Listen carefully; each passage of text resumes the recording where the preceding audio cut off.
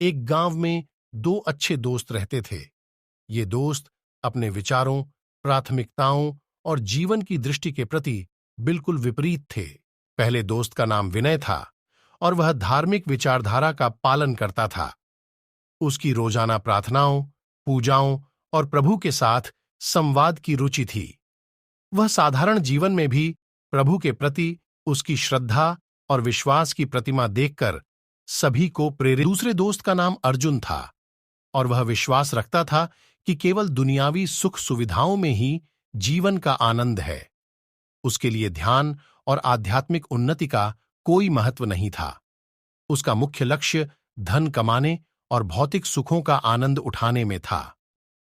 विनय का जीवन एक आध्यात्मिक यात्रा था जो प्रभु की प्रेम भावना में बितती रहती थी।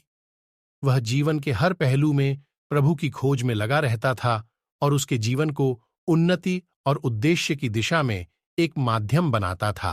विपरीत, अर्जुन का दृष्टिकोण केवल भौतिक जगत की ओर था। उसके लिए सफलता और आनंद धन की प्राप्ति में ही थे और वह इसमें ही अपना सच्चा आनंद मानता था। एक दिन अर्जुन विनय के घर गया और उसके आसान और शांत जीवन को देखकर विचलित हो गया।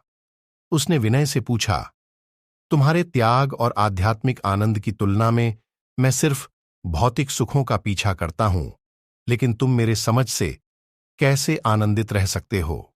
विनय ने मुस्कुराते हुए उत्तर दिया, मेरे प्रिय मित्र, मैं यह समझता हूं कि सच्चे आनंद और सुख का मार्ग उस परमात्मा के पास जाता है जिन्हें मैं प्रभु कहता हूं। मेरा जीवन उसके प्रति श्रद्धा और संतोष की दिशा में बदल गया है और यही कारण है कि मैं हर समय खुशी में रहता हूं। अर्जुन को विनय के उत्तर से गहरा प्रभाव हुआ और उसका दृष्टिकोण बदल गया। उसने धीरे धीरे आध्यात्मिक आदर्शों का पालन करना शुरू किया और उसने देखा कि सच्चे सुख और आनंद वास्तव में उस अनंत प्रेम में है जो परमात्मा की ओर ले जाता है।